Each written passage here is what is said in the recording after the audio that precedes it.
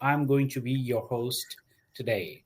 And I have been eagerly anticipating this live session for weeks. And I think it's 5 p.m. Eastern Standard Time, the perfect time for some LinkedIn inspiration and expertise. So I would want to start with asking my beautiful audience, how's everyone doing today? And also, just let me know if you are able to hear us all okay. Drop a quick hello in the chat and let me know where you're tuning in from. I always love seeing how global our LinkedIn community is. Now, let's get right into why we are here today. We are honored to have the Lynnaire Johnston with us, a true global LinkedIn superstar, ranked among the top 20 international LinkedIn experts. Lynnaire has an impressive legacy of empowering professionals worldwide through her best selling books, top tier coaching, and groundbreaking strategies. She is not just an expert, she is the expert when it comes to understanding and mastering LinkedIn. Lynnaire is also the author of the renowned book Linkability, one of the top LinkedIn books of all time. If you have read it, let us know in the comments. It's an absolute changer. I know that. And before we bring her on, I want to know how has LinkedIn helped you this year? How did you know how many features LinkedIn has introduced, and did you notice any changes or what LinkedIn has brought in 2024? Just let us know in the comments, and also let us know if you've got any questions. I'm going to make sure that I put them across to Lynnaire, and she would be happy to answer them all. So, all right, let's give a warm welcome to one and only Lynnaire Johnston. Lynnaire, it's an absolute pleasure to have you with us. How are you today? Kia ora, Shark, and thank you so much for having me back. Look, very well, thank you. It's Monday morning here in New Zealand, so we are ready to hit another week, and what better way to start the week than a LinkedIn Live with you talking about LinkedIn. As you know, one of my two favourite topics, the other is gardening, and so I'm really thrilled to be able to be back and to be talking about LinkedIn in 2024 and what that portends for 2025. Thank you so much for having me. It's an absolute pleasure, Lynnaire. And speaking about gardening, how are your plants doing? Well, apart from the death of a tree, which I'm very sad about, my garden is absolutely booming. Thank you very much indeed. We're nearly at the end of spring here, just about to move into what passes for summer. Not that you can really tell in this part of the world, seeing we're right at the bottom of the world. But yes, everything is blooming. And as you can see behind me, over my shoulder, the peonies are just starting to come out. And so I decided to pick a few to put on the mantelpiece behind me, so everyone else could enjoy those today too. Sharing my garden with the audience. Awesome. I love your plants. I always see them in the videos. I always see them. You make videos with your plants, and I know that you love your plants very much, and I like those. Video. I love LinkedIn and my plants. Those are the two things that get me out of bed in the morning. Great. Lynnaire, your journey is nothing short of extraordinary. From journalism and broadcasting to becoming one of the most sought after LinkedIn experts globally. Can you share a little about what inspired you to dive so deep into LinkedIn and turn it into your expertise? Well, a bit of hard work and a bit of luck, to be fair, was how that all happened. Of course, when I first joined LinkedIn, it was merely a platform for CVs. We all thought it was just a place where you put your CV online. And then I really forgot about it, came back to it a few years later and realized they had a publishing platform. So as a writer, of course, that was music to my ears. And I dived in, started writing on LinkedIn, writing about writing because at the time that was my area of expertise. But as I learned more about LinkedIn and realized other people didn't know much about it either, I started sharing what I was learning. And gradually over time, that sort of merged into somebody else thinking I knew a bit about it and deciding that I was one of the top 20 experts in LinkedIn in Asia Pacific. I wrote a book on the back of that, and then that got me international attention. And so from there, of course, I've written or co-written a second book, Business Gold, about LinkedIn company pages. It is the world's only book about LinkedIn company pages. And that has also had worldwide success. It's been really quite astonishing. And my co-author on that, Michelle J. Raymond, is constantly traveling the globe talking about company pages, which is just fabulous to see. So I have since then launched my Linkability members site at linkability.biz, and that's where I am helping people to leverage the power of LinkedIn to achieve their professional goals. Because LinkedIn is a very complicated beast, Shaq, you know this. There's always something changing, something moving, something that was there yesterday and gone today, or not there today and will be there tomorrow. And you never know when you log in what you are going to find. And because journalism, as you've said, is my background, I love reporting on the changes to LinkedIn, and then of course experimenting with them and working out how we can use them to our advantage. So as I said, a bit of luck and a lot of hard work. So if anybody's looking for the secret of overnight success, it takes about 20 years and it takes work and opportunity. Exactly. I mean, say that's the experience which you've got. It's truly remarkable, and I appreciate you sharing that with us. Also, to be very honest, let's cut down the script. You've been on my show before, asking these questions from the script. let's make it more personal, and let's add a human touch to it. So we are here to discuss, as you already know, as my audience know, that we are here to discuss about the changes which LinkedIn went through in 2024. As we look back at 2024, LinkedIn introduced so many new features, some great, some very confusing, a little confusing changes.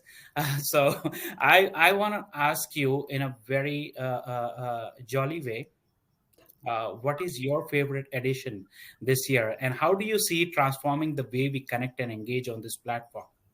All right.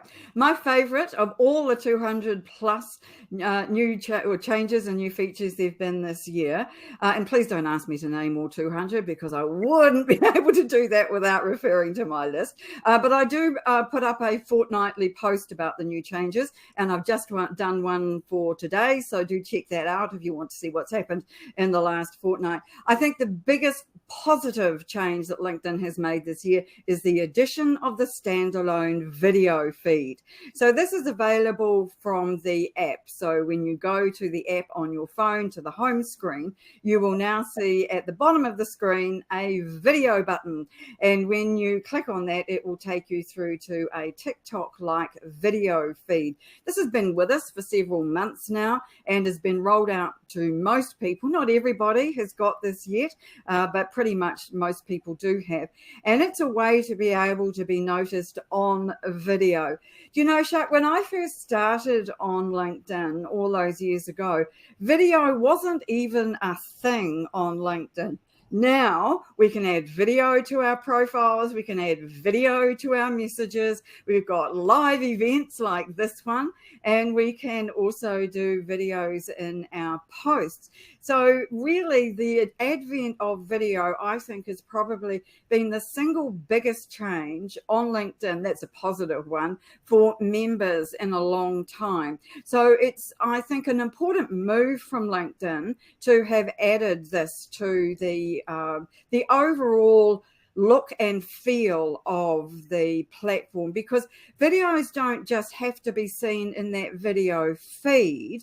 In fact, most of us don't see the videos from the people that we want to see, our first degree connections, who are doing these videos, right?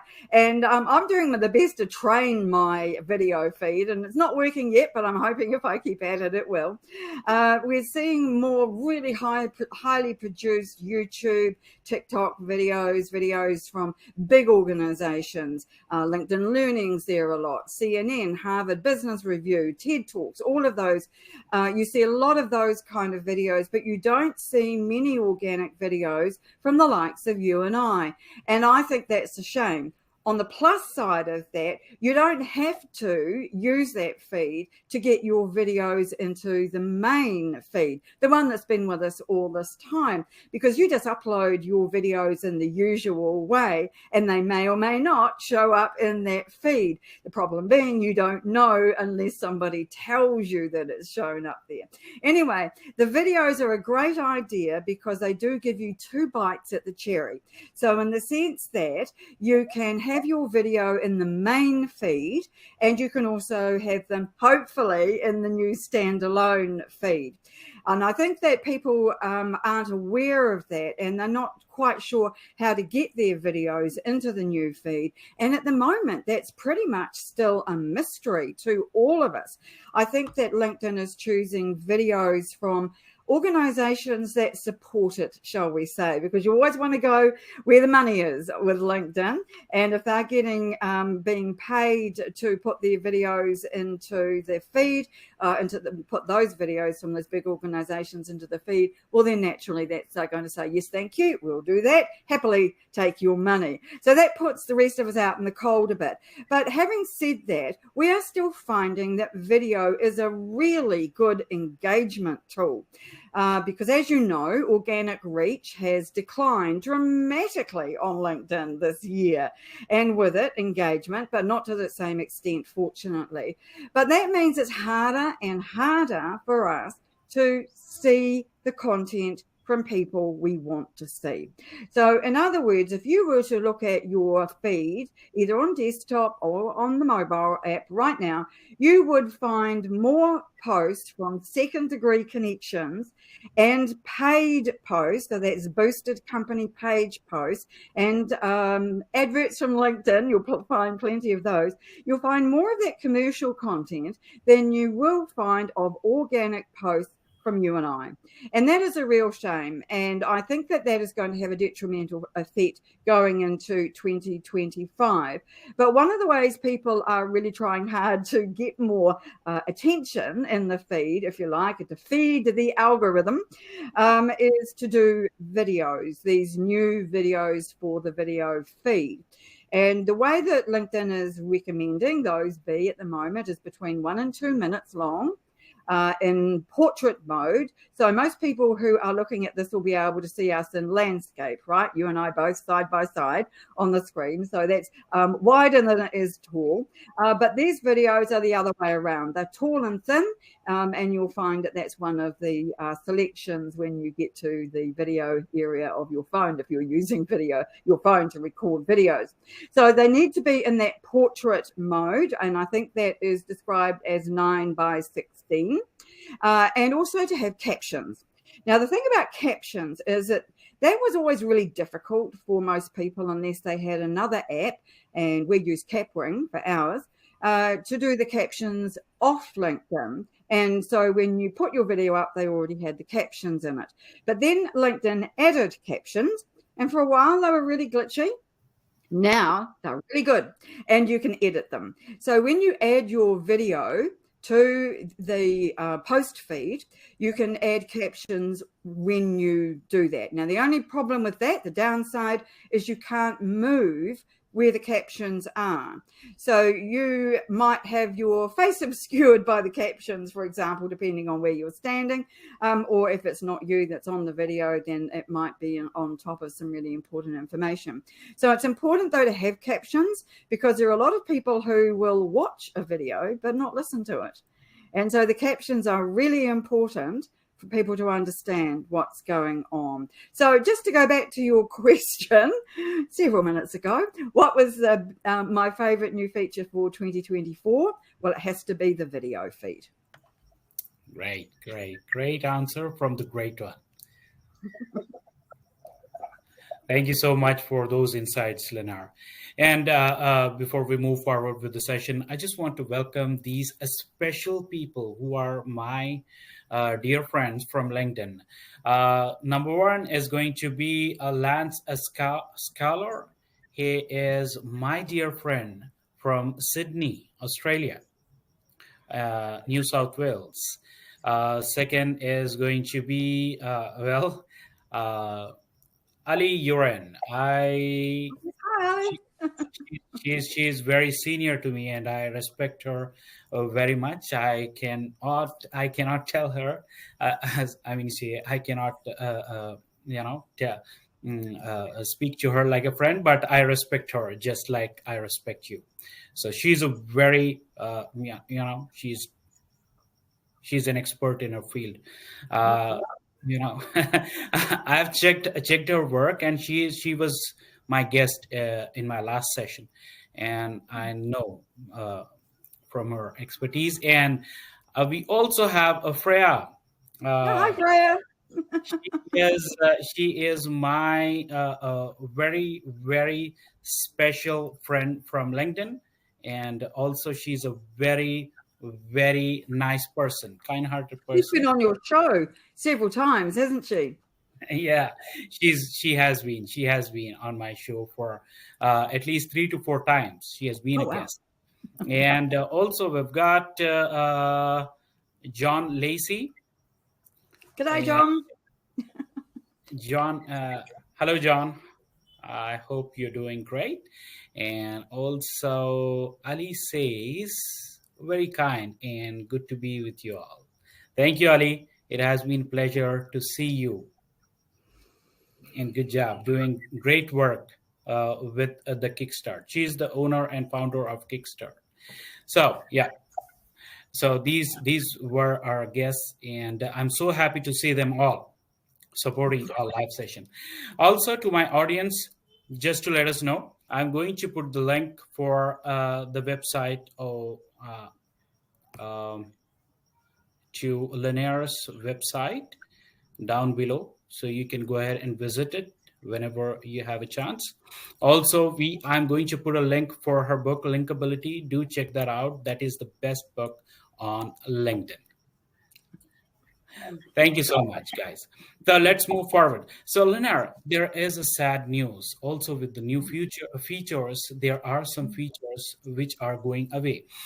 Features like audio events. Audio events has been so special to people, to small creators, also to me. I have started my podcast sessions with audio event.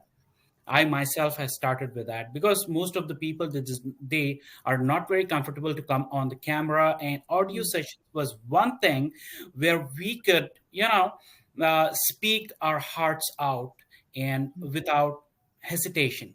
But now our very own audio sessions are gonna be no more on LinkedIn. So what do you have to say about that? Well, I think it's a great shame. This news only came out last week, so it's very timely that we should be talking about this. They've been around for two years now, I think, and like you, we've been using them a lot. We have a fortnightly Linkability radio show, and it's a good link back to me for my radio broadcasting days. So I call it a radio show, Linkability Radio. And it is a shame that the audio platform that it is on is going to be retired next month. There will be no more audio events in their current format after the end of December 2024. So what's happening is that instead audio events are going to be coming to a platform like this, and we are doing this on Restream. We use StreamYard for our LinkedIn Live events, and from now on, the LinkedIn Live platform is how audio events are going to be run. Now, LinkedIn says that this is because they have listened to feedback from people who run events and people who attend events, because they have fixed by this move, apparently, the problem of people not being able to converse in an audio event like they're doing in the comments right now, and also the replay problem. Well, the issue with that, of course, is that people who've been doing audio events for a long time, like myself and several of my friends, like Roy Kowalski, we've solved those problems. We didn't wait for LinkedIn to fix them for us. We found workarounds that worked perfectly well, and so we didn't really need those issues resolved anymore. We'd found our own solutions to them. So the idea of taking it to a new platform really doesn't help us in that regard. But what it does do is it makes it more difficult for people. One, it makes it difficult for hosts and it makes it difficult for attendees. The reason for that is that audio events in their current format are very easy to set up and run by a host. All you need is your laptop or your phone and a pair of headphones, and away you go. It's as simple as that. Whereas with the LinkedIn Live platform, you need a third-party app, such as Restream, which is where we are today, or StreamYard or Vimeo, and there are a few others. Now, in order to make good use of those platforms, that requires a paid account. Now, yes, you can use a free account, but there are some difficulties around that. You never get access to all the features that you might really need. So while going to the LinkedIn Live platform means there is a replay, yes, that's a very good thing. And it also means that people can add comments, and yes, that's a very good thing. What it does make it difficult to do is to get people from the audience who would like to speak onto the stage. In the audio events currently, all they have to do is click a button to raise their hand. It's as simple as that, and the host brings them up onto the stage and allows them to speak. Now, on a LinkedIn Live platform such as this one, those people who want to speak are going to require a link to the back end, to the studio, if you like, of the platform in order to be allowed onto the stage by the host. So that has a number of problems with it, because you don't want to make that link available to anybody and everybody, because you never know who's going to show up at the back end in the studio. You want to be sure that the people who come up on the stage are going to be people that you know, and you want to have speak. You've got some trust with or a relationship with. So that's going to be problematic in its own right. And my team and I have been pondering this one and trying to work out how to make that one less difficult and less open to spam and problems with people infiltrating, the bad actors infiltrating our events. So we'll be moving to the audio events on the LinkedIn Live platform for our next event on December the 5th. It is worth noting, I think, that from December the 2nd, you will not be able to use the old platform or the current platform, since where are we? November the 25th today, well, in New Zealand anyway. We're at November the 25th, so in just over about 10 days or so, you won't be able to use the current platform anymore. So what hosts are doing is they are uploading their events for the rest of the year now, so that they can all be in this current format, and they don't have to move to the new format until the new year. Because one of the problems that has come along with this is that there's been very little warning about it. So we heard about this on Thursday, New Zealand time, and it had been announced in the US the day before. So that was overnight for us. I woke up on Thursday morning to discover that the audio event I had for the day was going to be the last one on the current format. And that doesn't give anybody much time to build an audience on another platform if they decide not to go to the LinkedIn LinkedIn Live platform, or to get to grips with the LinkedIn Live platform, because it's not easy. Unless you're a technical whiz kid, it's not an easy platform to use, and it takes time to learn, particularly when you want to make sure it's professional and has all the bells and whistles with it. So we think generally the consensus of the community, the LinkedIn community, is that LinkedIn has really just dumped this bombshell on us without any kind of warning and given us very little time to pivot to something else. Now, we at Linkability are in the fortunate position that we already do LinkedIn Lives, and we use StreamYard, as I've said. And so we are already set up. We already know the platform. I, as the least technical person on the team, know how to use it to a basic extent. And we can relatively easily, I hope, move to the new platform without too many difficulties. Yes, we'll have to resolve the issue of having people on the stage, and we're not quite sure how we'll get around that one at this point, but it'll be very interesting to see, because everybody's going to be in the same boat, fumbling their way through the first one when they move to the new format. I believe that some people have already started trying it out, and I'm looking forward to seeing how they've done with that. So yes, an unfortunate move from LinkedIn, but again, follow the money. There was no money for LinkedIn in the audio events on the current platform. There will be on the new one. Mm-hmm. To be very honest with you, it's heartbreaking to see our audio events go away like that. Is there any way? Is there any way that we can raise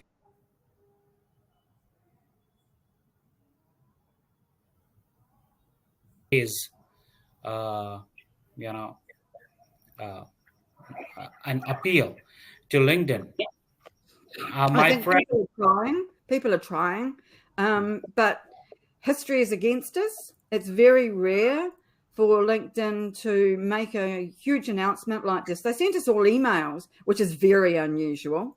So they've been planning this for a while. So I imagine that no matter how hard anybody appeals or collectively, that they won't change their minds on this. They don't have a record of changing their minds once they've committed to something like this. That's very unusual for them to just turn it around. And only a fraction of their huge worldwide audience even uses audio events, either as a host or as attendees. So don't think they really care, Shaq. I just don't think they really care. exactly. And speaking of audio events, I still recall the days, the golden memories, uh, calling anyone on stage. Yeah. And speaking of that, with your kind permission, if someone wants to come on stage, do I have the permission to bring them on? Yeah, for sure. Absolutely. I would want to see Freya or Ali joining us on stage if they are free. So, yeah, I'm going to give you the link. If you want to come on stage, just let us know. Just let me know, and I'm going to pull you on stage, and you can speak directly to the great one. Oh, this would be interesting because I've not seen this done before. So, yes, please. I'm very happy to share the limelight with someone else who can show us how it's going to work, because it will be the same as what we're doing now, only without the pictures. And we're not really quite sure how it's going to display, whether when someone comes up on stage, it'll show their profile photo, or whether it'll be their avatar from for when they log into Restream or StreamYard, or quite how that's going to work. It's going to be really interesting to see. So, yes, please do. Let's see what's going to happen. Sure. Ali or Freya and Lance, if you guys wanna come on stage, I would be happy to add you too. So just let me know, and I'm going to the great one, John. The check is in the mail, John. Yes, I can share, and I am not going to hold back, and I'm going to say that Lynnaire is the ultimate expert we have on LinkedIn. That is what I can say right now. I mean, Yeah. say there are very rare. It's very rare. People, they claim to be expert. They claim that they are experts, but you know, you will understand when you have a conversation with them, and you work with them. It is because I have been collaborating with Lynnaire. I know her expertise, and I know her level. She's very high, and that is a thing of respect, which I really do. Okay, so moving forward, okay, Ali would be She's happy to Ali. come on the stage. Would you like me to continue talking about some of the other changes that I've seen noticed this year while you're getting organised with Ali? Sure, sure. I'm going to send her a link, and I just want to ask you a controversial question, if you're ready for it. Let's see. Yeah, okay. So the controversial question is gonna be: do you think LinkedIn is all about money, and LinkedIn just want money, and you know, what should I Very say? easy question. It's a very easy question to answer, and the answer is yes. Okay. LinkedIn is owned by Microsoft, and so consequently, there are shareholders who expect big dividends and to see major improvements every quarter. And so everything LinkedIn does is all around the money. And I think a good example of that is this year's arrival of premium for company pages. LinkedIn has followed the footsteps of other major social media platforms by making it such that if you put up a post from your company page that is organic, i.e. it's not paid for, it's not boosted, it doesn't have advertising budget behind it, then it will fail. It will not get very much in the way of views at all. And so consequently, it's not really worth doing. So they have introduced premium in order to help people believe that this will help, and it will encourage LinkedIn company page admins and owners to pay them a substantial sum. It's not cheap. Well, it's not cheap for small businesses. For big businesses, it's just it's loose change. But for smaller businesses, it's a considerable sum to outlay every month for premium for company pages. For a whole bunch of features which look great, and they do help you to get more followers to your page, but they do not help with organic reach. So if you're looking for that from premium, you're simply not going to get it. But in answer to your question, yes, for LinkedIn, it's all about the money. It's all about the money. All about the money. Great. Ali, I have just texted you the link in the LinkedIn chat box, so you can use the link and come on stage. And let's see what happens. Freya is with us. So let's add Freya, and let's see if it allows us or not. Hi, Oh, Freya. How's it? How you doing? I'm good, and you? I'm well, thank you. Lovely to see you. I just thought it would be a good idea to see that you can test it out and see how it works. Yeah, this is great. I love it. awesome. Of course, it means that I have to make sure that I'm fully dressed and everything when I go on a live. Of course. Yeah, So where are your cats? Why can't we see any of your cats today? It's summer and the lounge is cooler. The bedroom is very warm. We've had they've been bugging me for hours already. They've had cuddle attacks like nobody's business. But hang on, there. There's Zeba. Oh yes, there they are. Hi. Zeba and Musas. Aw, lovely. Thank you. And also with us backstage is Ali Yoran, the founder of Kickstart. With your kind permission, let me just add her to the stage. Hello, Ali. It's so nice to see you, Ali. Hey everyone, can you hear me okay? Hey, Lynnaire. Yeah, Hey, nice to yeah, see you. G'day, Shaq. Oh, How you doing? well. Yeah, no, good to be here. And I've got a question. It was actually, this was good because I was working on something else and I forgot that I saw it come up. I'm like, quick, get on. So sometimes LinkedIn will deliver the gems at the right time too. Sometimes, right? No, come on. So I've got a question, Lynnaire, around video, right? So I've just started to do video. I do one a week, and then I'm posting lots of other content. Mm-hmm. What do you think in terms of, okay, how much video is too much video, right? Like, is that, how long's a piece of string? I mean, obviously video does get a lot of, I'll certainly get, a lot more. The comments are increasing, but, video obviously is a different experience, and people will say to me, why do video? But I think it adds personality and also credibility that you understand your work, right? And authenticity, authenticity as well. Yeah, and of course there's a lot of credibility issues with fake accounts, and we're starting to see that more. So it is a bit of an open question, but if you were just starting out on video, because it can be quite tiring to create it as well too. You want to do a good job and you mentally got to be on. It's a different experience. Where do you suggest people start with how much they do every week? What would be? Well, I think starting with one a week is a really good idea. And even now, I'm probably only doing 2. But don't forget, I always do one about my garden at the weekends. Yeah. So that's kind of like, I don't see that as part of the normal content. I see that as something that's just for me, really, more than anything else, which is a bit selfish, isn't it? But people seem to like it. So I think that if you do one a week, depending on how much you're posting anyway, if for instance, you're posting 3 times a week, which is not too heavy a load and it's enough, then if you were doing one that was an image, one that was a video, and one that was, say, either a poll or a document or another format, then that is sufficient until you work out what your audience wants. Now, if your audience really responds to video, then I recommend doing more of it.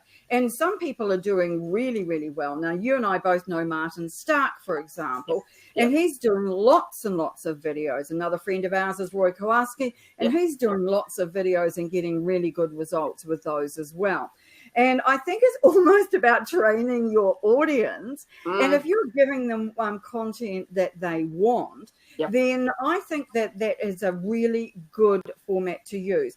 And if you're using the text part of the video, that's what you write as an introduction to it really well, then it doesn't matter if your video is only 1 or 2 minutes long, because you're not going to be able to get much information into that, but you can really augment that with your text and pull together a really good quality post with the additional advantages of people being able to see you, they can hear you, they can see your body language and your enthusiasm and the smile on your face and all those positive things, right? And I think that makes a really big difference because people feel they know you when that happens. That would be my suggestion. Yeah, no, that's good. And just quickly before I be quiet, I write quite decent scripts for myself, even though I know my content back to front. But what I do is with those scripts, I then turn them into other posts too, right? So I'm being smart with how they're actually working because I'm not just going to create it once.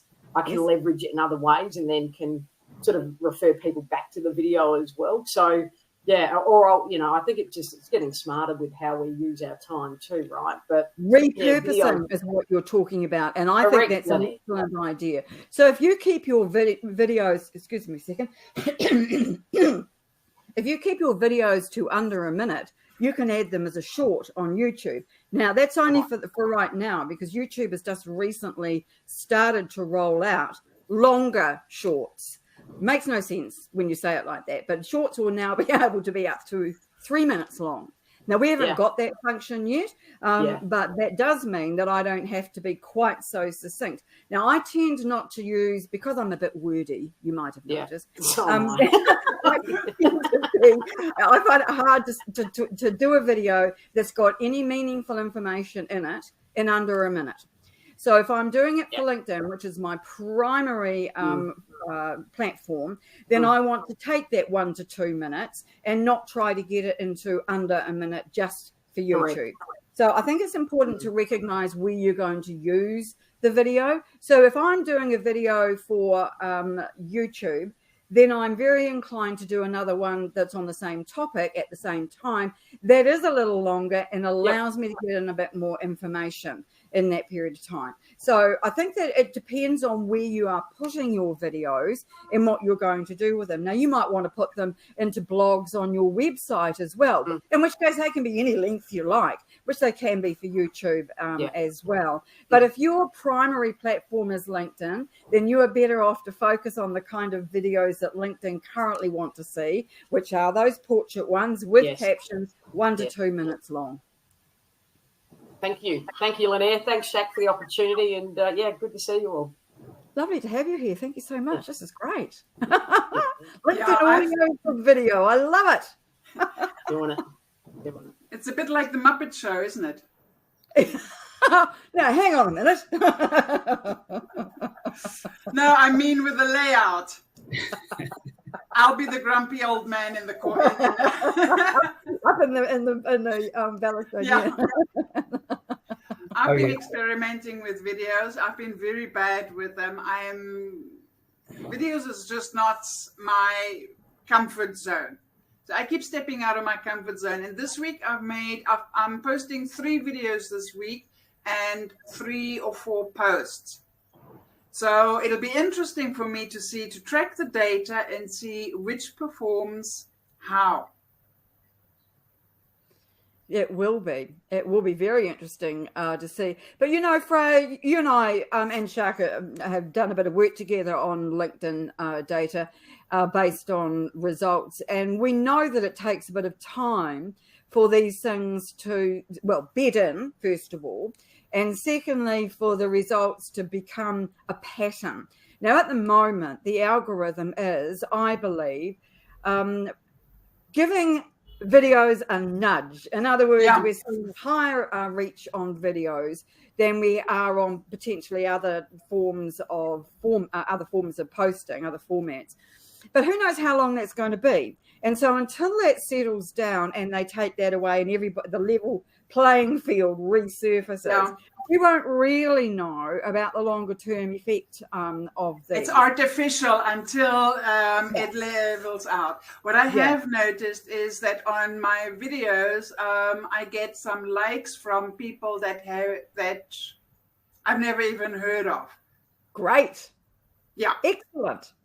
Well, that shows it's been distributed really widely, and that's what you want, isn't it? Yes. You want to be able to have your videos seen by a new audience, not your first degree, well, not just your first degree connections. I think it's important to do that. But, you know, I think the thing that we need to also really focus on is that video is not just about posting. Video is also about what we can use it for on our profiles and whether we can use it for our direct messaging. Because one of the things that I did want to talk about today was where we are going in 2025 with the changes in 2024 to LinkedIn. And so primarily that's the reduction in reach, the advent of AI, the arrival of this new video feed. There have been a lot of changes that have meant that video is it is the format of the moment, but it's also something that we could be using, I think, in what we're going to be doing next year. Now, at the moment, and in my book, Linkability, I talk a lot about, I focus really strongly on content, because when I really started on LinkedIn, you could get huge visibility on your content. You get thousands and tens of thousands of views on every post that you put out. Well, you might get 2 of those a year if you are lucky these days, right? So consequently, we need to find other strategies that are going to work. But I think video is part of that. And video needs to be considered as, where can we put videos onto our profiles? And I'm happy to talk about that. How can we use it in our messaging? I'm happy to talk about that. But it's not just posting, because nowadays, if you're expecting to get the same visibility just by posting, then you're not going to be successful. It's that old adage of making the same mistake over and over and expecting a different result, right? It is not going to happen, and it's been very clear for most of this year that is not something that we are going to see back. That organic reach is highly unlikely to come back. I don't know that that's necessarily a bad thing. Oh, I don't know. I agree. And what it does mean, Freya, I think, is that we need to move on and we need to find new strategies. And if you're happy for me to talk about some of those, I'm very happy to do that. Shark, would you like me to move on to some of those? Yes, please. Sure. Okay. I love listening. You've got such a wealth of information, so I'm happy to listen. Oh, I have been thinking about this for quite some time. So there have been a lot of changes on LinkedIn, as we have already discussed, and I think that means we need to be changing what we do for next year. Now, there are some things that will be different in some parts of the world that do not necessarily apply to what I am about to say. But generally speaking, in most of the world, the people who you want to reach, your target audience, will be managing their own LinkedIn accounts. Some will not, I understand. But mostly, if people are on LinkedIn, they will manage their own accounts. So if they're active and you send them a direct message, they will receive that message themselves. It won't go through a gatekeeper. Now, that means you have got instant access to the person that might do business with, or that you might want to learn from, or you might want to develop a business relationship with. Now, that level of access is really unusual, and I think is something that we should lean into. Now, in some parts of the world, that is being taken advantage of, and I understand that in the United States particularly, many people are finding that their messaging feeds are just full of spam, full of people trying to sell, right? Now, that's not the case here in New Zealand yet, anyway. And so even though that's the case, I would like to put an argument forward for using direct messages as a great way to reach out to people and to stand out, to get that kind of visibility. Now, most of us don't send video messages in our direct messaging on LinkedIn. And yet it's perfectly possible to do so. Now, we have recently begun sending our connections those shorts that I just talked about when Ali was on the stage with us. Mm-hmm. And particularly ones that have a time factor involved, particularly ones that potentially have wide impact. So like, for example, they've changed to audio, or the new video feature where I've done shorts like that. We've started sending those as direct messages to people who we think might be interested in them. Now, that is getting us a really good response because it stands out in the messaging feed.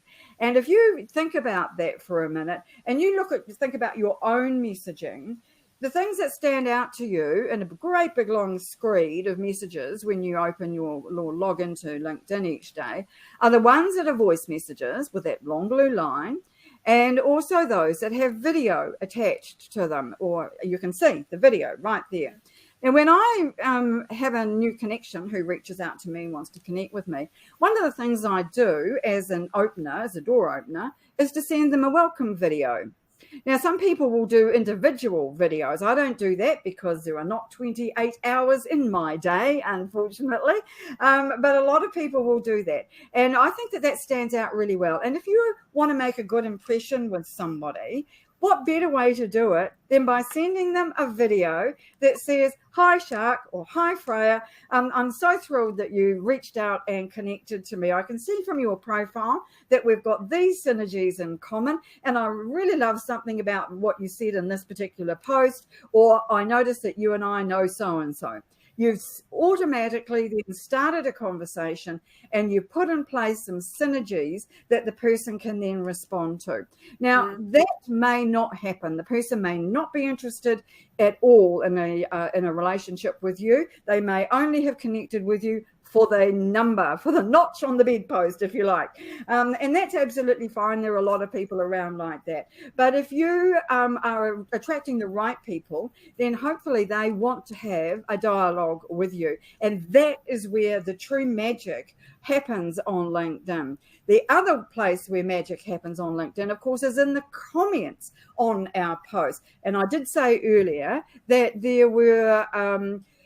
that while reach was down, or engagement wasn't down quite so much. And that's what we are finding as well, that engagement is still very strong. And that's a really positive thing. In a lot of places, though, that engagement includes AI comments. Now, the minute an AI comment shows up in the thread underneath a post of mine, I just delete it. I don't want AI comments in my post because it looks like I'm sanctioning them and agree that that's a good idea, where I do not agree that that is a good idea. Consequently, I just delete them. But I think that if we remember that there are other strategies that we can be using instead of just posting that really do get us that visibility, then I think that that's important. Because if you think about the engagement thing for a minute, Freya, you engage on my posts pretty regularly. Now, that means that anybody in my network starts to see your name on my posts, right? That you start to become familiar to them. Now, if they are interested in learning more about data and how to use data from LinkedIn, they're going to look at your profile, first of all. Very good reason why you should have an eye-catching, compelling, and complete profile. They're going to look at your profile, and then they're going to reach out to connect if they are interested in what you do. So that engagement is really an important part, I believe, of our visibility strategy for 2025. So for every post that you put up, you want to be doing 10 comments on other people's posts. Now, that's very easy to say and very hard to do, because you've got to find 10 posts that you are qualified to make a comment on. Meaningful comment.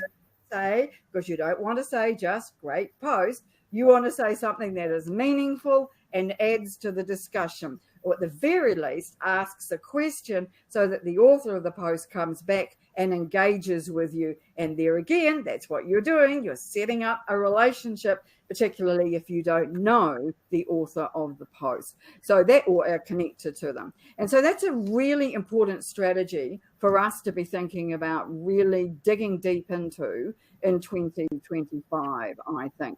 So those are two things: videos in direct messaging and engagement on posts. So yeah, let's hear from both of you what you think about those ideas as a starting point before we move on. Coincidentally, I did a post today, a video post, also coincidentally, on engagement. Basically, the topic was, how did I get to 15% engagement ratio?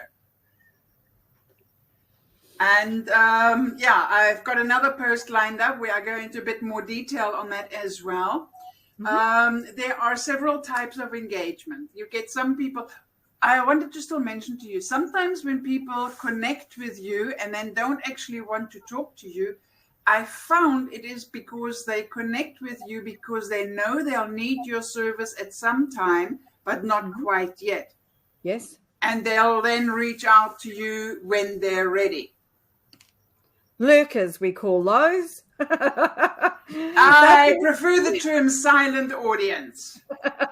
Well, you're right. And it's a bit rude of me to call them that, isn't it? And it's very pejorative and judgmental, and I shouldn't do that. I agree. Silent connections is a much better term, so thank you. Well, lurkers or peeping toms, it does have certain connotations. It does indeed, and that's certainly not what we are, the way that we are behaving here on LinkedIn and want other people to behave. So, but in effect, though, they are people who don't engage with us, but who are watching what we are doing and getting to know us and consuming our content. And that's that's a reason why we need to continue to do content. I'm trying really hard not to leave the impression here that we should give up putting out content altogether, because that is not what I mean. But I do think that there is not as much point doing so much content, and given that there are not 28 hours in most people's days, that we put our effort into something else as well. So if we are doing direct messaging, which of course can't be done in bulk if you are doing, particularly if you're doing it, personalizing it. And if you are engaging on other people's posts, that will take time, particularly if you are going to do it well. So I think that because you're going for attraction rather than promotion, and attraction always takes. Yeah, absolutely. Look, if you're the kind of person who wants to sell, you want to just connect to somebody to sell, this is not for you. This is not the right show for you. Not at all. This is not the right tactic that you should be using at all, because those of us who don't do that and don't like that will just block pitch slappers will be banned. Yes. I think that's a really good use of a pejorative term there, though. I like that one. Absolutely. I love that one. I'd like to mention another trend, not a trend, maybe a strategy for 2025 that I think will stand us all in good stead. And we are right here, right now, a really good example of it. And that is collaboration. So here we are, the three of us on a LinkedIn Live, and we are effectively collaborating. And the people in the audience are effectively part of that collaboration, because this is being recorded, because it is a LinkedIn Live, and there will be a replay available immediately afterwards, or probably during, actually. And people can engage on it, right? And people can comment on it. And so therefore, the engagement rate on that is really quite high. Firstly, the reach on these events is often quite high as well, and particularly with the replays over time. And what happens is that when you collaborate with, say, the three of us, then all of those people who are in our networks have an opportunity to see this event. So that means that my network have a chance to meet Freya, to meet Shark, and get to know them, because they see them on this event with me and might be interested in who they are and what they do.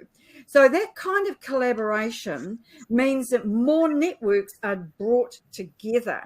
And I think what happens is it's a bit like compound interest, right? So the more you have, the bigger it grows. It becomes more like an avalanche.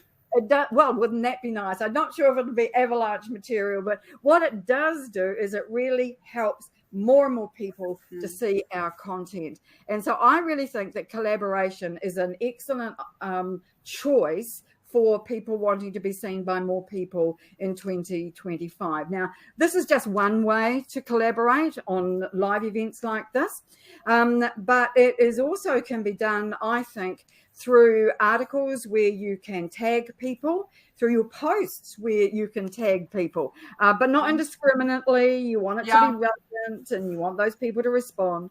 So collaboration in different kinds of ways is something that I'm going to be very interested to see how people do better in 2025, because I think that that has really got legs. Now, if you take, for example, somebody like Daniel Hall, Daniel, as you'll know, is the pod spotter, right? He's the person who outs people who are in huge industrial-sized pods and have artificially enhanced their network size through AI generally.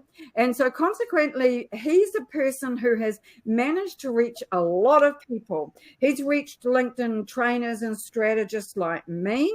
He's reached people who have been affected by people who operate in pods. And he's reached out to other people who have been involved in his book, which is about to come out.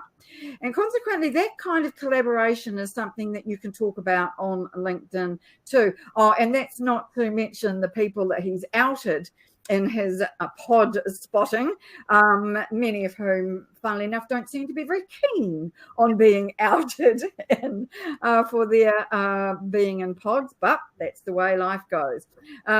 So consequently, I think the point is that collaboration in different ways is going to pay off for all of us in 2025. That's a point I wanted to make and wanted to, well, we're nearly up to an hour now. I really wanted to make strongly, Jacques. Sure, sure. If you can continue, I would love to listen to you. And all the people who are listening to us, they would love to listen to you. And also, before we move further with the session, I just wanted to let you all know that Linkability is a book that we need.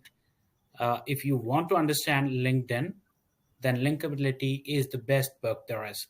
So please go ahead, go to Amazon. And say there is a direct link as well. I'm going to put that in the comments below. Just go to Amazon and get that book and read that book. And if you've already bought that book, just let us know in the comments, what did you learn from it? This is the best book to buy. And the second book, which I would recommend, is Business Gold. Business Gold is for company owners and people who are having company pages. This is the only book which has detailed a description on the company pages. This is the only book, I think. So Business Gold is the book you need to go for, and Linkability also. So yeah, so those were the two things which I wanted to discuss before we move further. Okay, so Lynnaire, I just wanted to ask what people can do in 2025 to stay ahead of the curve now. Now they have seen all the new explorers. Yeah. So I think that the first thing that they need to do is to make sure that their profile uses all the best of the new features that are currently available. And I'll drop into the conversation here one that I only discovered just a couple of days ago. And that is that LinkedIn has just doubled the number of sections of our profile that we can add to our featured section. So about a year ago, maybe a bit longer now, I lose track, there are so many changes, LinkedIn allowed us, those of us who are premium members, to add individual sections from our profile to our featured section. So as an example, if you have a recommendation that has fallen below the fold but was a good one, not now visible because you've got more recent ones, you can add that individual recommendation to your featured. The same with education. And the same with 4 new areas of your profile. So that includes projects. If you've been involved in projects and have a project section on your profile, you can now add that to your featured section. Now, I've just added all 4 new sections to my own featured section. So if you wanted to pop across to my profile, you can see all those in my featured section. Now, the downside of these is they don't show particularly well. They don't display particularly well in the sense that the featured section has traditionally been about visuals. Now, that could be images, it could be links that bring through an image, it could be video. Visuals is what the featured section has always focused on. Now, though, with these new sections, it doesn't do that so well. These new sections do not bring through an image with them, unfortunately, because even if you've got really nice images, say in your project section, there will be no image that displays with this. But it does bring sections from your profile that are further down, right up to close to the top, and I think that that's really valuable. So that's something I've only seen arrived in the last few days, and as you can tell, I'm a bit keen about that. I already added the 4 that were available earlier on my profile, and now I've just added in the new ones. So that's one of the other great features that has arrived this year that I think people should be thinking about. I'm not necessarily recommending that they do, but they should be thinking about using. I do think adding a recommendation to your featured section is a really good idea. So that is the one of those that I think would be important to make sure that you include. Another area of our profiles that was improved dramatically this year was the services section. So if you are in B2B and you offer services, then the services section is something that you should be using to full advantage, particularly if you are a premium member. Now, the idea behind that is that this sits between your About section and your Featured section, and it allows you to upload videos natively. In your Featured section, you can only add videos that are hosted on YouTube or Vimeo, but in the services section, you can upload videos from your computer. That is a huge game changer, and it means that you can, for example, record several videos, maybe about each of the different services that you offer, and upload them there so that they will display to people visiting your profile. Remember, I said this, it's above the Featured section, and so it's got great visibility. The other thing about the services section that most people don't know or haven't used really well is the reviews. Now, in this section, you can have 5-star reviews, just like you can have on other social media platforms, for example, like Facebook. So in your recommendations, there aren't any stars, but 5-star reviews happen in the review section under services. And in this area, you can invite people to give you a review, so that's written words, but also they will rank you, give you 1 to 5 stars. You better hope it's 5 for different categories. There's about 3 different categories that they can rank you for. And though the most recent one of those will show in your services section if you have them, first of all, and secondly, if you have the premium membership.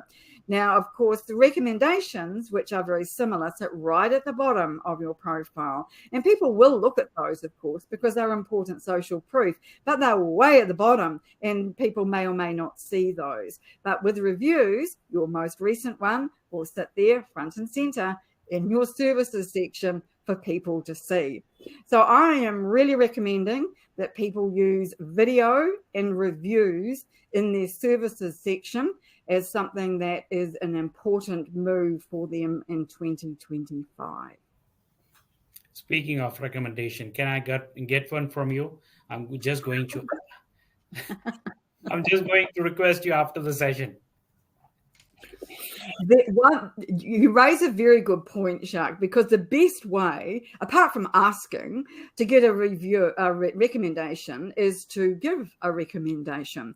And particularly where in a case like this, where there is a potential for a reciprocal recommendation. So as an example, I can write you a recommendation as an event host, and you can write me a recommendation as an event guest. So that's a reciprocal way to do that, right? But if I've not been a guest on your show, then I couldn't write you a recommendation as a host, right? So the idea of that reciprocity, I think, is really important. So if you want to get recommendations from people, you better make sure you write them one. I think that's a really good idea. So you can expect a request from me. In fact, I don't even need to request one. And that's the difference between reviews and recommendations, is that you can reach out and give somebody a recommendation without them having to ask for it. But with a review, you invite people to review you. And I would advise a little caution on this, because once they have reviewed you, you can't take it down. But you can with a recommendation. You don't even have to load it in the first place. So if somebody doesn't give you 5 stars in your recommendation, in your review, 5 stars in your review, then you don't want that to appear there, because it will bring your whole ranking down. So you better be sure they're going to give you a 5-star review before you invite them. Okay, just a little, good news. Little hint. Good news for me. I'm going to get a recommendation from Lynnaire, Freya, and Ali after this session. I love it. Blackmail. Why not? Here we are. We've agreed live to do this, and we better follow through, ladies. That's it. Sure. Okay. So before we wrap up the session, as we have crossed the time, I would not take much of your time, Lynnaire. It would be around 5 to 10 minutes more. So before we wrap up the session, uh, any advice you have for people who are making less videos, or they are still continuing with the selfie kind of post, written post with the selfie? So does that still work? Because what I've heard and what I have researched is, if you post a picture of yours, it's not good at all. It's a dead on arrival kind of thing. Right. Well, I'm not sure that I would agree with that, because a lot of people really like to see selfie photos. I think it's a couple of things about that. I think it depends really how you come across in an image. And if you come across well and people warm to you, they like what they see, that's really positive. If they don't, then that's definitely not a good move. I would agree with that. But photos of people will stop the scroll. And so that's a positive move, right? People will look at the photo of the person. But I reckon that they should be relevant. So just a photo of you doing nothing, standing nowhere with no relevance to the topic, I don't think makes any sense. That's really just a gratuitous selfie for the sake of it, and I don't like those. But I don't mind seeing the odd photo of somebody doing something that is relevant to the post. So I think it depends, like anything with LinkedIn, right? It's how long's a piece of string, like Ali said earlier, and it depends on how you are using it. But my advice on that is try it and see. And if it works for you and your audience responds well, then use it more often or use it on a regular basis. But I haven't done just a selfie photo for a long time because there are only 7 days in a week and only 24 hours in a day. You might not know this. And so consequently, the number of posts that I can put out is limited, and I can only do one a day. We can all really should only do one a day. So that limits the number of posts I can get out there. And the idea of me doing videos of myself, me doing posts about events where there's photos of me, and then doing a post with an image of me is way too much. Seriously, I don't want to look at that many photos of me. And so if I don't want to, I'm sure that other people must feel the same. I've never looked good on photos. Well, you know, and the great thing about LinkedIn is if you don't like how you look in a photo or even a video, really, you can do other things. There's plenty of other possibilities in terms of formats. And given that we don't get great organic reach now anyway, let's not worry about that too much, and let's focus on the things that do get us the results. Lynnaire, can I just say something against that too? And I think that's really important, that the more we do things, the less we fear them, right?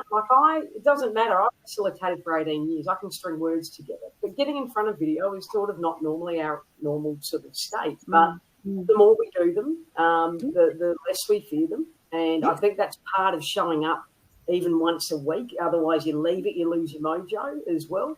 You're right.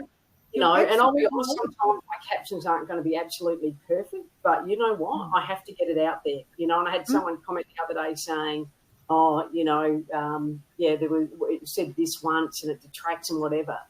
And I know from the comments I'm getting, people are getting it, right? And so for me, if there's an odd error in that, I have to keep moving through it. Otherwise, I know I'll obsess over it, right? So when I use the script, it's not the easiest to fix the captions on. I'm learning. I'm right up front about that. And I think, you know, as Shaq knows, I've got lots of areas of expertise, fixing captions. Not always, you know, that's a work in progress, but it doesn't, you know, I think, detract from that. And I feel that if we're waiting for absolute perfection in everything, we just won't show up, and we need to get over that, right? It's the quality of how the message and how we're connecting with people. And in time, like you said, when I've got more hours in the day, I'll go back and fiddle around with that. But at the moment, just keep showing up and doing it. And I think that's important, that we go with a bit of grace to ourselves as well too, as we learn. Done is better than perfect. And the major problem with videos for all of us is Yep. right in here. Oh, That's what terrible. stops us, right? It's not the fact that we may not know the tech. It's Yep. our own mind saying we can't, we won't, we don't want to, we shouldn't, we'll look awful, whatever. And it's just our ego getting in the way. So we have to put it aside and recognize that what we have information that people need to hear. Correct. So turn it around. It's not about you, it's about your audience. And if your audience is, as you said, Ali, getting it, then that's important. The odd mistake is really neither here nor there. Now, people don't want those highly produced videos. They can go to YouTube for that. They want to see you and I, all of us, as we truly are. So in my book, a mistake is actually quite a good idea because it shows that humanity. It shows that authenticity, and that you are not using AI to create your perfect videos. And I would much rather see us all in videos making mistakes, learning as we go, which we all have had to do. It's a journey for all of us. Than one of those that really is supposed to be perfect, because I'm simply not interested in those. Nobody's perfect. No, My name is nobody.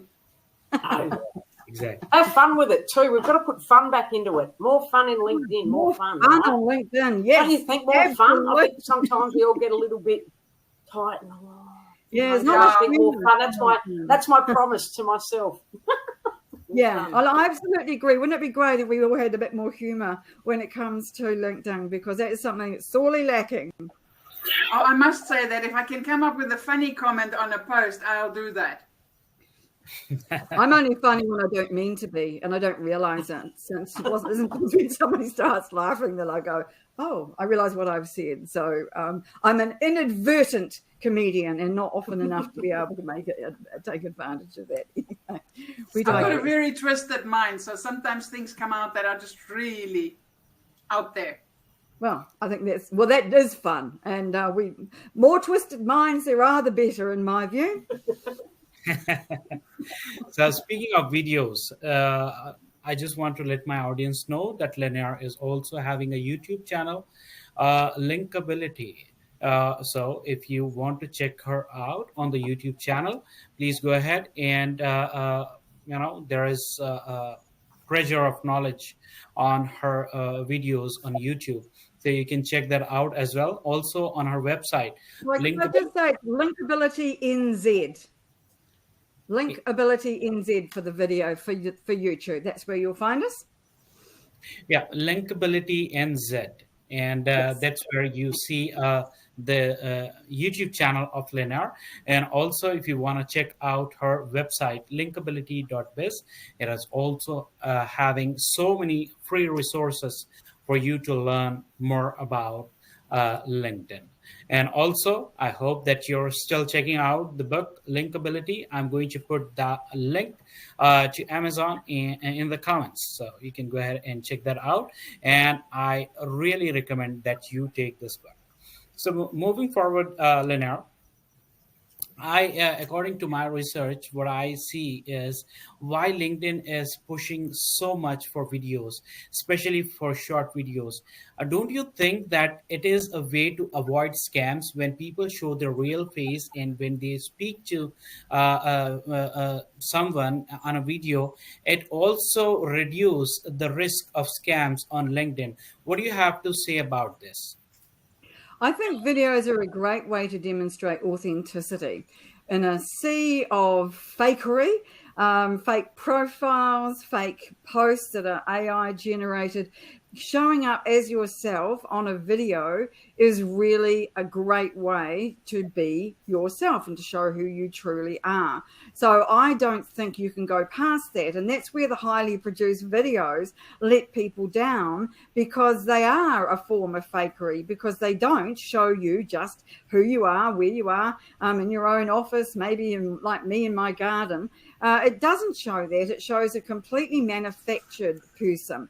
And so I think while AI is still in its infancy and we don't yet see a lot of AI videos that are created by, use avatars instead of real humans, that we have an opportunity to really double down on that authenticity where we're losing it in post, because so much AI generated content is showing up now in our feeds that it is really hard in terms of the text that you see to know what's real and what's made by ChatGPT and others.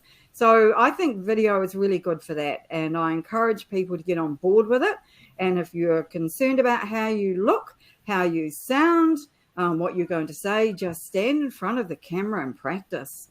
Just practice, practice, practice. And eventually you'll get comfortable with it. You'll get comfortable with how you look, because as Ali rightly pointed out, it's just fear holding you back. The first video, I practiced the script something like 3 or 4 times. Then I recorded it, I watched it, and I deleted it. Yep.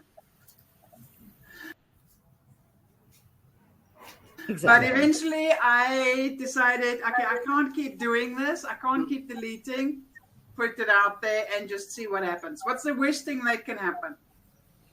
Nobody. And what's the best thing that can happen? People will look at it. What's the best thing that can happen, and comment on it in detail, and then say, which they've done, and write to me and say, thanks for being an inspiration. With my little what I did get is a couple of comments on I can do video editing for you. You clearly need it. Oh yes, we all get those. Oh, you'll get the They're not putting out video. They're not putting out video themselves. Funny about that. Funny thing that. Yeah, exactly. Yeah. Also, while we are moving forward with the session, I just also want to know let my audience know that Lynnaire is also offer personalized coaching for companies and for individuals as well, for LinkedIn, LinkedIn training and coaching services as well. If you want to know more about that, you can reach out to her directly to her LinkedIn profile. Just text her, or also her website. So that is where you can know more about that as well. While we come to the end of this session, and I see it's still Sunday in New York, but I see lovely faces on Monday in other parts of the world, that is New Zealand and Australia. And also South Africa, I think it's already Monday. So yes. While we come to an end of this session, before we wrap up the session, any last piece of advice would you want to give to our audience today, that they can start working right away? I think it's important to remember that LinkedIn is a marathon, not a sprint. So expecting amazing results without putting in the effort is futile, and you have to put in the hard yards.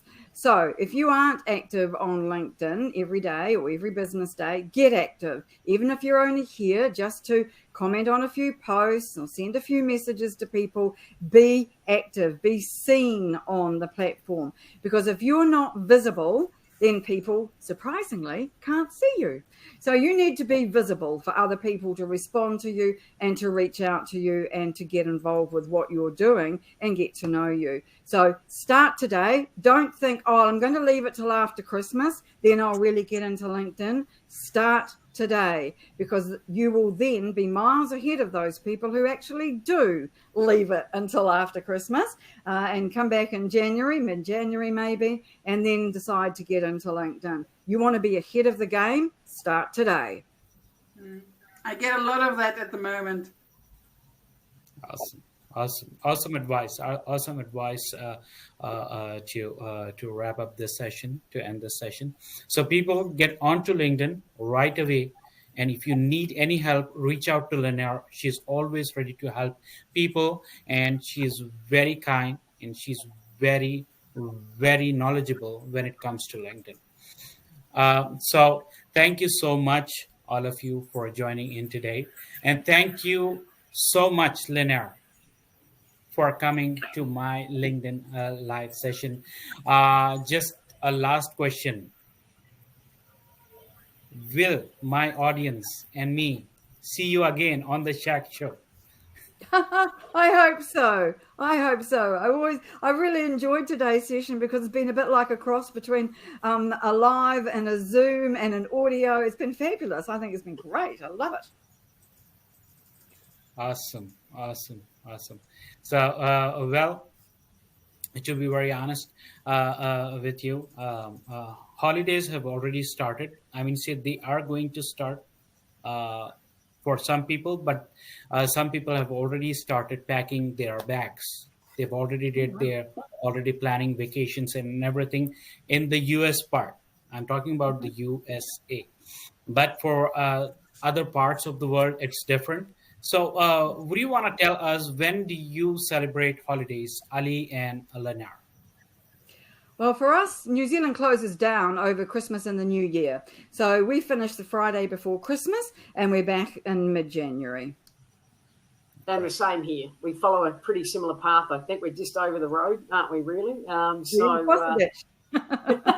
Across the ditch. So, on a clear day, we could wave, couldn't we? We could here. Yeah, from Tassie, not that far. But yeah, no, it's quiet.